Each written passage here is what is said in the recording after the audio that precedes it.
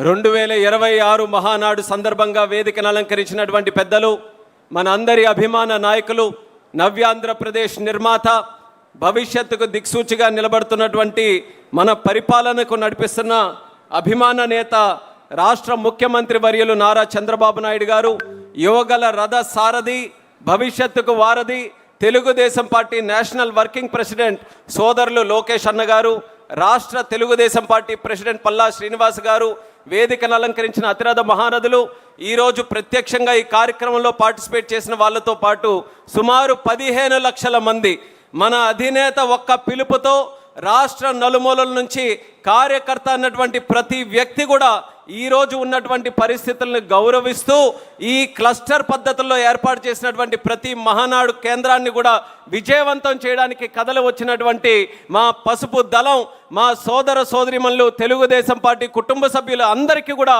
మరొక్కసారి ఈ వేదిక ద్వారా నా హృదయపూర్వకమైనటువంటి నమస్కారాలు తెలియజేసుకుంటున్నాను. ఈ యొక్క కార్యక్రమంలో అత్యంత ముఖ్యమైన కీలకమైనటువంటి తీర్మానం ఈ రాజకీయ తీర్మానం. పెద్దలు సీనియర్లు చాలామంది ఉన్నారు, వాళ్ళందరికీ కూడా గుర్తుంటుంది, ఒకప్పుడు ఈ రాజకీయ తీర్మానం ప్రవేశపెట్టినటువంటి వ్యక్తి నాన్నగారు స్వర్గీయ కింజరాపు ఎర్రన్నాయుడు గారు. అటువంటి స్థానం మళ్ళీ ఒక చిన్న వయసులోనే నాకు ఈ స్థానాన్ని కల్పించినటువంటి పెద్దలు, మనందరి కుటుంబ పెద్ద చంద్రబాబు నాయుడు గారికి మరొక్కసారి వేదిక ద్వారా నా ధన్యవాదాలు తెలియజేసుకుంటూ, రాజకీయ తీర్మానం అనంటే మొట్టమొదటిగా మనం మొదలుపెట్టేది తెలుగుదేశం పార్టీ చరిత్ర దగ్గర నుంచి. మార్చి 28, 1982లో ఆ రోజు ఒక రాజకీయ విప్లవంగా దేశ స్థాయిలోనే ప్రకంపనలు సృష్టించినటువంటి పార్టీ మన తెలుగుదేశం పార్టీ ఆవిర్భవించినటువంటి రోజుగా గుర్తు చేస్తున్నాను. ఆ రోజు విశ్వవిఖ్యాత నట సార్వభౌముడు, యుగ పురుషుడు నందమూరి తారక రామారావు గారు రాష్ట్రంలో ఉన్నటువంటి పరిస్థితులు, తెలుగు జాతికి ఉన్నటువంటి ఆ దుర్భర పరిస్థితులు, అవినీతి ప్రభుత్వాన్ని ఆ రోజు కాంగ్రెస్ పరిపాలిస్తే వాటన్నిటిని కూడా చూసి రాజకీయాల్లో, సమాజంలో ఒక పెనుమార్పు తీసుకొని రావాలని ఆయన సాధించినటువంటి విజయాలన్నిటిని కూడా పక్కన పెట్టి ఒక సామాన్యమైనటువంటి వ్యక్తిగా చైతన్య రథయాత్ర రాష్ట్రంలో చేస్తూ తెలుగు ప్రజల్ని ఉత్తేజపరుస్తూ తెలుగు వారి ఆత్మ గౌరవం కోసం పుట్టినటువంటి పార్టీ మన తెలుగుదేశం పార్టీ అనేది గుర్తు చేస్తున్నాను. ఆ రోజు ఒక నిర్ణయం తీసుకున్నారు నందమూరి తారక రామారావు గారు. పార్టీ నడిపించడం అనంటే కేవలం ఒక పేరు, ఒక రంగు, ఒక ముద్ర, ఒక అచ్చు వేయడమే కాదు, పార్టీలో ఉన్నటువంటి బలం, కార్యకర్తలు, నేతలు. అటువంటి నేతలు కానీ కార్యకర్తలు కానీ కొన్ని వర్గాలకో కొన్ని ప్రాంతాలకో పరిమితం కాకూడదు. రాష్ట్రంలో ఉన్నటువంటి నలుమూలలు ఎన్ని వర్గాలు ఉన్నా, ఎన్ని ప్రాంతాలు ఉన్నా, ఎన్ని జాతులు ఉన్నా అందరికీ కూడా సరి సమానంగా పొలిటికల్ రిప్రజెంటేషన్ ఇవ్వాలని బీసీలకి, ఎస్సీలకి, ఎస్టీలకి, మైనారిటీలకి దేశ స్థాయిలో ఏనాడు కలగనటువంటి గౌరవం మన తెలుగుదేశం పార్టీ ద్వారా యువకులకి, కొత్త వ్యక్తులకి ఆ రోజు నందమూరి తారక రామారావు గారు కల్పించారనేది కూడా ఈ సభాముఖంగా గుర్తు చేస్తున్నాను. ఆ రోజు కేవలం రాష్ట్రంలోనే మార్పుల కోసం కాదు, ఆ రోజు తెలుగుదేశం పార్టీ పుట్టింది కాంగ్రెస్ పార్టీని గద్దె దించడానికైనా. 1983లో 9 నెలల్లోనే తెలుగుదేశం పార్టీ అత్యంత మెజారిటీతో విజయం సాధించిన తర్వాత కేవలం రాష్ట్రంలోనే కాదు, భారతదేశం కూడా బాగుపడాలనంటే అక్కడ కూడా ఉన్నటువంటి కాంగ్రెస్ ప్రభుత్వాన్ని గద్దె దించాలని దేశ స్థాయిలో కూడా నేషనల్ ఫ్రంట్ని ఏర్పాటు చేసి మొట్టమొదటిగా కాంగ్రెస్ ఏతర విపి సింగ్ గారిని ప్రైమ్ మినిస్టర్ చేసినటువంటి ఘనత కూడా నందమూరి తారక రామారావు గారిది, మన తెలుగుదేశం పార్టీది అనేది కూడా ఈ సభాముఖంగా తెలియజేసుకుంటున్నాను. ఆ రోజు నేషనల్ ఫ్రంట్తో మొదలైనటువంటిది తిరిగి చంద్రబాబు నాయుడు గారి అధ్యక్షతన యునైటెడ్ ఫ్రంట్ మనం పెట్టి దేవేగౌడ గారిని ప్రధానమంత్రి చేశాం, గుజరాల్ గారిని ప్రధానమంత్రి చేశాం, మళ్ళీ ఎన్డీఏ ప్రభుత్వంలో చేరి వాజ్పేయి గారిని ప్రధానమంత్రి చేశాం.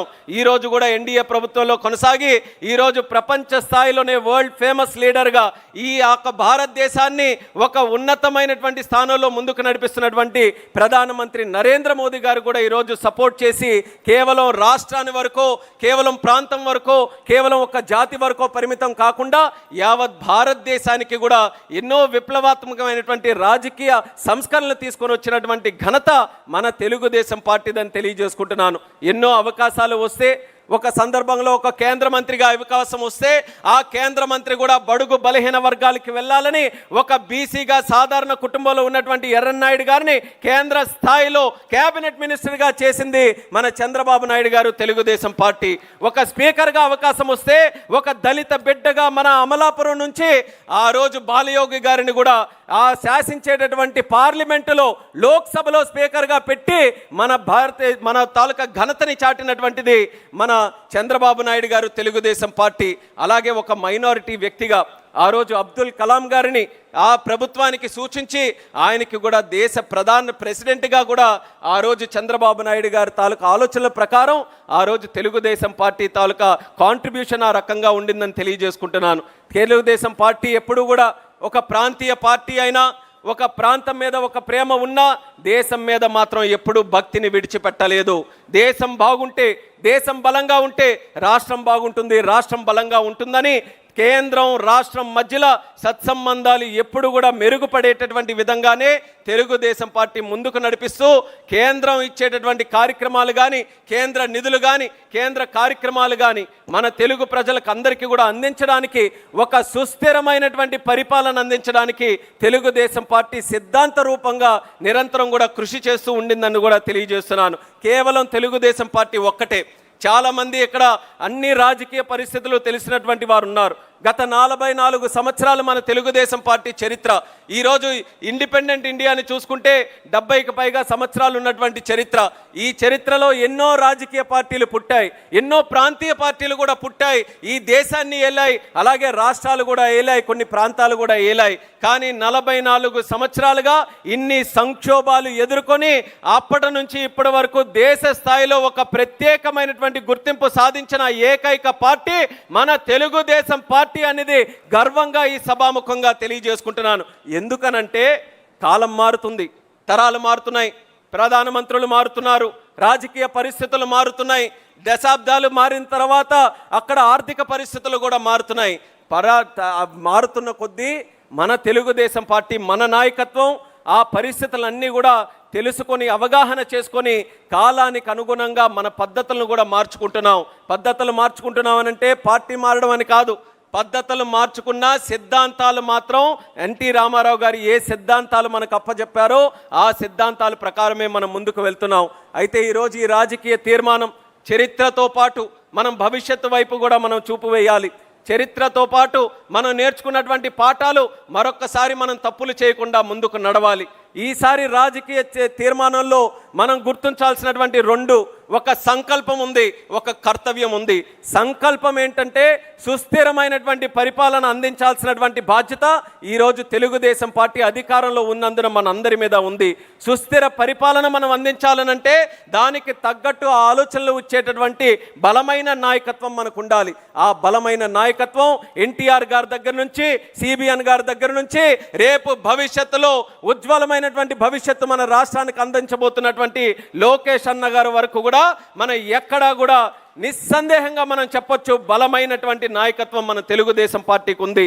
ఎన్టీ రామారావు గారు మొదలుపెట్టినప్పుడు పార్టీ తాలూకా ఒక సిద్ధాంతం ఉండేది, సమాజమే దేవాలయం, ప్రజలే దేవుళ్ళు. ఆ రోజు ఆత్మ గౌరవం కోసం తెలుగుదేశం పార్టీని స్థాపించి గుడ్ గవర్నెన్స్ కానీ, కొన్ని వెల్ఫేర్ స్కీమ్ సంక్షేమ పథకాలు కానీ ఆ రోజు దేశంలో ఎక్కడా జరగని విధంగా మన రాష్ట్రంలో ఎన్టీ రామారావు గారు మొదలుపెట్టారు. మళ్ళీ చంద్రబాబు నాయుడు గారు వచ్చిన తర్వాత నేను చెప్పాను పద్ధతులు మారుతున్నాయని. ఆ రోజు సమాజమే దేవాలయం, ప్రజలే దేవుళ్ళనంటే చంద్రబాబు నాయుడు గారు వచ్చిన తర్వాత every crisis is an opportunity, ప్రతి సంక్షోభం కూడా మనకు ఒక అవకాశం లాంటిది. దాన్ని మలుచుకోవాలని ఫ్యూచరిస్టిక్ టెక్నాలజీస్కి మన తెలుగు జాతి ఒక వేదికగా తయారు చేయడం, అలాగే డెవలప్మెంట్ అని ఎప్పుడూ లేనిది ఒక పదం రాజకీయాలకి తోడు చేసినటువంటి వ్యక్తి మన చంద్రబాబు నాయుడు గారు. ఆ పదం ఏంటంటే విజన్ అనేటటువంటి పదం.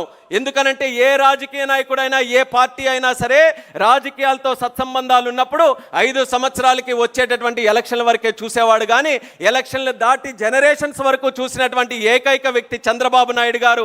అందుకనే 5 సంవత్సరాలకు వచ్చే ఎలక్షన్లు విడిచి 20, 30, 40 సంవత్సరాల వరకు చూపించేటటువంటి విజన్ని అందుకొని ఆ చంద్రబాబు నాయుడు గారు ముందుకు వచ్చారు.